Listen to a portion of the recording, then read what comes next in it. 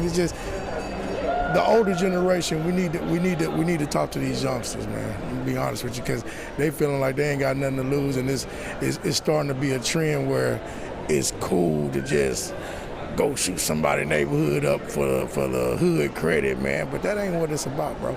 I want to welcome back our live panel. And Kiotti, you and I were speaking during the break. You really seem to agree with that gentleman that we've got to get to the young people first. Yeah, definitely. I think over my past 10 years of doing radio here in Houston, the impact that we make at an early age, visiting high schools and visiting middle schools, helps. I think incentives help. I heard a part of the mayor's plan was to put a budget for buying back the guns. That's a big thing. So I do radio, and like right now we have a thing where they're giving away like $1,000 an hour. Do you know how many people sign up for their chance to win some kind of money? Because the money is hard for everybody out here right now.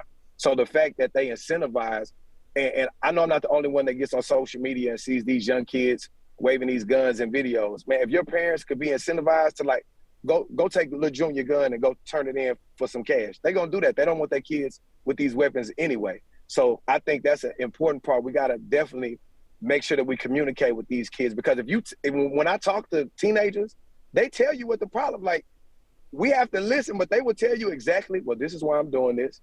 It's dangerous at my school because of A, B, and C, or such and such has this and that going on. They will tell you exactly the answer to the question if you just ask them and listen to what they have going on. And Rania, I see you shaking your head in agreement. Completely. We have a large safe community program and a large safe school institute. We're in schools kindergarten through 12th grade across the city and county, and kids are scared. You know, when we discover that they're bringing a weapon on campus, it's because not necessarily that they want to create a violent situation, but sometimes it's just to protect themselves. As you discussed earlier in a previous segment, there are food deserts. There are people with, single family homes. Nobody's working. They don't have health insurance. Nobody has a job. They don't have hope for the future. And so what are we expecting these kids to do? I just want to encourage people, though, that there are many nonprofits in the city and in the county that are working on solutions, and not just working on them, actually currently providing solutions. So it's important for community members to tap into those solutions and take advantage of them as well.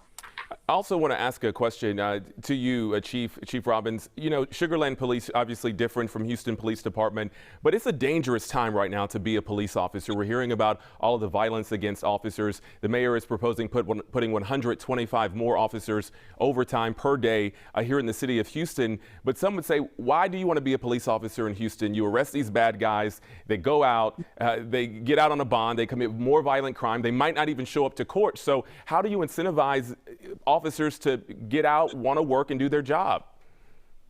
That's a good point. I've seen there's a lot of officers are frustrated. There's a lot of officers we see what we call worker fatigue.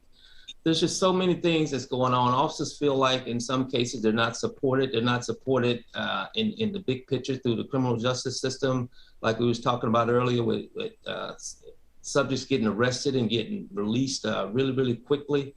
So the officers are frustrated. What I'm seeing, and this is industry-wide in law enforcement, we've seen a lot of senior officers leaving the profession.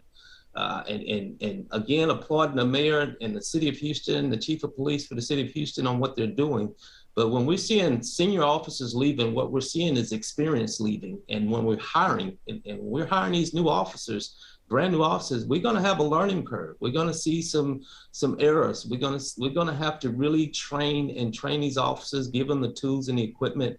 So they're a little frustrated, but we're looking at that in multiple ways, whether it's through our pay, through our schedules, through the different things that we're doing, whether it's equipment and making sure that they have everything they need. And I want to bring in, if I can, just bring in Councilman, well, we do have a lot of officers who are leaving to go to Sugar Land, who are leaving to go to other departments. How do you, as a councilman, as a city leader, keep those officers here in Houston where the crime seems to be at its highest?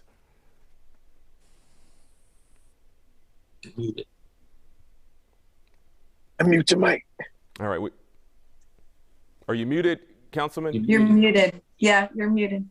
All right. I think you're muted there. Go ahead. Great answer, by the way, Councilman. We were feeling you at the beginning. Well, I want all the officers of the Houston Police Department to know that City Council supports you 100%. We want to make sure that you have all the resources that you can have to effectively do your job. We understand that you have an inherently dangerous job, but being a part of the solution, I think, and being a part of ways in which to improve your community is the draw. I mean, our Houston police officers, men and women, are our real life heroes, and we need to treat them as such. And so we need them in every sense of the way because they're on the front line. So for anyone that's out there looking to be a police officer, we're hiring. And for all the officers that are in the department, know that we need you. We are out of time, but I appreciate each of you so much for joining us. Just the beginning of a long conversation we will continue to have. Thanks so much.